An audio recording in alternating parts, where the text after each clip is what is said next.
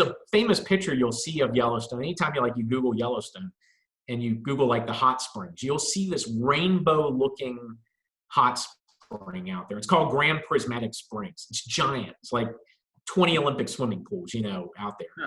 And it's got these really colorful rings to it. So the center is like this deep blue, and then it gets a little bit lighter, like almost like a green as you get further out from the blue. And then you get to like a yellow, and then you get to an orange. And really what that is reflecting is bacteria or not bacteria in the water based on the heat. So when you're in the core of the hot spring, where it's that deep blue, there's no life. And so that's what the deep blue is showing you. But as you get further out, the ability for life through bacteria to live comes about. And so those yellow bands and orange bands there at the edge of the spring are actually the microbes and bacteria that are living in what is still extremely hot water, right? So for us to give you a sense, these microbes, which are called thermophiles. So thermophile, the definition is actually like heat-loving microbe. So I might say heat-loving microbe, like that's actually a definition of a thermophile. So these thermophiles are living in 180-degree Fahrenheit heat. Wow. And nobody thought life, plant or animal or otherwise, could live at that temperature. This guy, Thomas Brock, who was with Indiana University back in the 1960s, came into Yellowstone to do research on this and discovered this Thermus aquaticus, which was this thermophile that was living in these bands that at the 180-degree heat. Now, he didn't think there was a commercial application, but he wasn't out there going, oh, how am I going to make $1 million on this? He took specimens. He actually took specimens from the park, was allowed to do this, and continued doing research on it. And then he fell into the pages of history. He belonged to the ages at that point. Huh. Along comes this company in the 1980s, and this guy named Kerry Mullis, who ends up winning the Nobel Prize for this, and gets the specimens that Brock has. So he's been studying, and he creates something called the polymerase chain reaction. PCR is what it's called. And essentially, it's like, how do you study DNA? Like, how do you study the genetic material of DNA? And that process requires a lot of heat to replicate DNA so that you can keep studying it, right? So he creates this replication process, this ability to copy DNA. But it's really hard to do because that process of copying that he invents relies on a lot of heat, and that heat ends up killing the enzymes you need to study DNA replication. But lo and behold, he gets a hold of Thermus aquaticus from Thomas Brock's collection, and he realizes that there's an enzyme in there that can withstand heat, like at 180 degrees Fahrenheit. And so he's able to insert it in the process, and that's what makes the whole thing go, is that he can do rapid replication of DNA. And so the addition of this thermophile into the PCR process is now what has enabled us to do DNA fingerprinting in crime scenes. It's enabled us to do genetic diagnosis and genetic studies. The testing of infectious disease has come from that process. So the COVID tests are, National Geographic has even said it's the backbone, you saw in the article, it's the backbone of the testing. So think about it. So there was this thermophile was discovered in the 1960s. The process where it enhances the PCR, the polymerase chain reaction, happens in the 1980s. And from the 1980s, this whole multi-billion-dollar industry flourishes, right? So if an agreement had been set up right, like the royalties and revenues might not have been realized until 30 years after the case. But right now, today, would be a windfall, complete windfall for the park. There's research going on in the park, right? We know that. There's commercialization of that research that's going on. So people who do research in the park take that knowledge, specimen technology, they convert it into something that is lucrative on the market, or potentially lucrative on the market, and they make money on it, right? So we know that. The third missing piece was the park wasn't seeing any of that. None of the national parks were seeing any of that.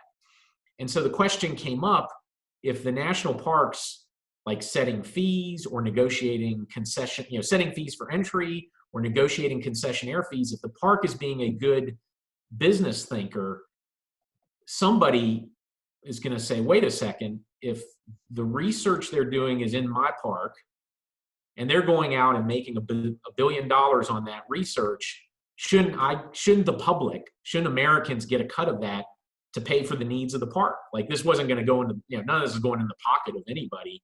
It's going back to the park, which is the beautiful thing here.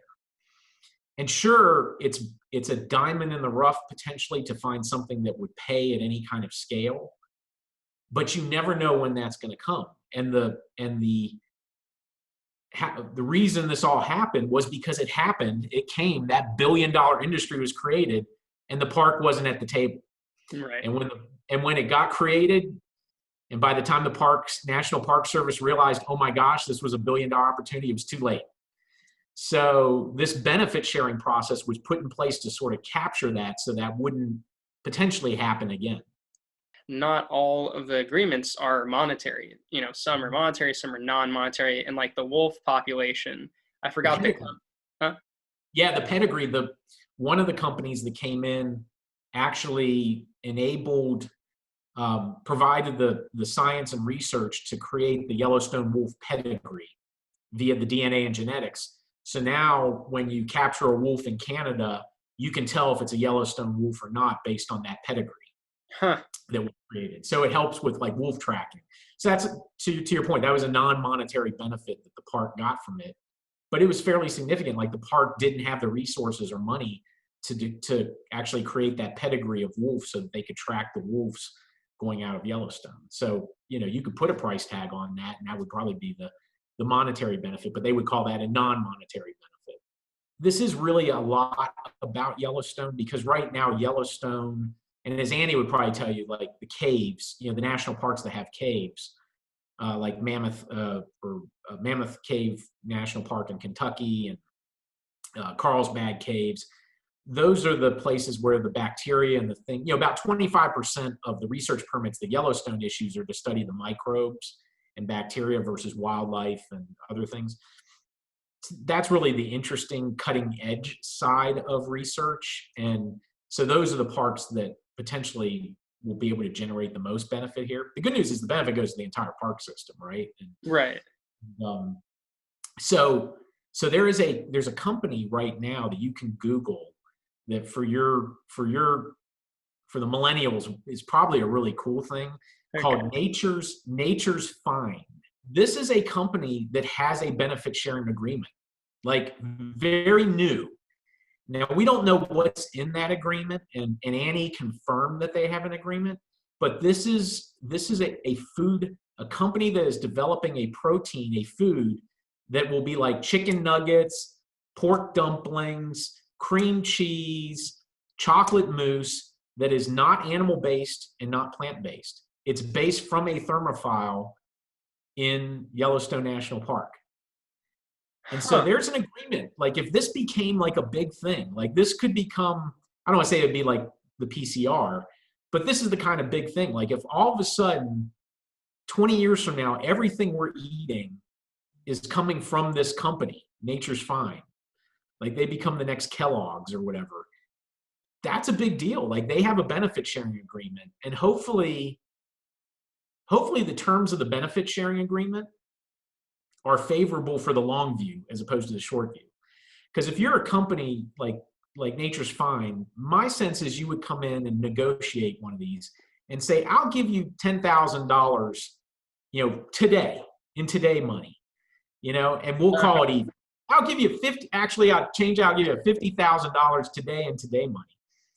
If you're the person on the other side and you just got $50,000, like, that's a pretty good deal. Like, you're the person who got $50,000. You're the park employee who got $50,000.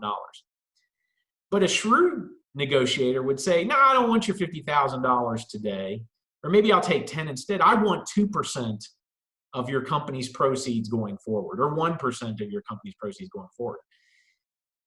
A company's probably going to resist that. They'd rather just pay you the money up front and keep all the big payout at the end of the day for themselves. But that's kind of part of the give and take negotiation, where you probably have to be a little bit of a shrewd negotiator here.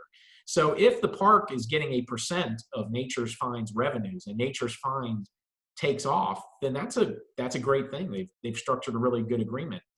And we're in Yellowstone. We're outside Yellowstone National Park. There is fabulous intellectual hedge fund savvy brain power all around this region, Huh. because Eric Schmidt of Google lives up the road here. Mark Zuckerberg has a place here. Like Oh yeah. this is kind of the new Aspen for the technology.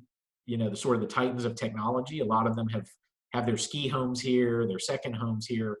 Like the ability to tap some of that brain power to help you sort of negotiate with companies and things as you start going down this road would be huge. And a lot of these folks, because this is going to benefit Yellowstone National Park at the end, a lot of these folks would probably do it for free because like that's their public service. They would sit there and go, look, I'll sit with you and help you negotiate an agreement with some company, because at the end of the day, this is all. I mean, that's the punchline. This all benefits Yellowstone National Park or all the national parks out there, and that's keeping your eye on that prize to say, look, this isn't commercialization is a boogeyman. Everybody gets worried about it. Benefit sharing agreements is a really wonky term, and people really, it's not on their radar. It's like, what can we do to help the national parks? Because we know the national parks have huge challenges right now. I mean, there's a $12 billion maintenance backlog that they're facing, and again, these are housing, that hasn't been repaired in 100 years. These are wastewater systems that are on the verge of failure. There are campgrounds and trails that have to be closed. All these things add up, and 12 billion is probably a small number. That's an old number. That was a number that was developed back in the mid 2000s. If you were to do that number today for the national parks, it'd probably be closer to $20 billion in need. So how do we get creative about addressing those needs? And this is just one tool in the market-based toolbox that right now isn't spending off a lot of money, but has the potential, if you hit it right, to spin off hundreds of millions of dollars.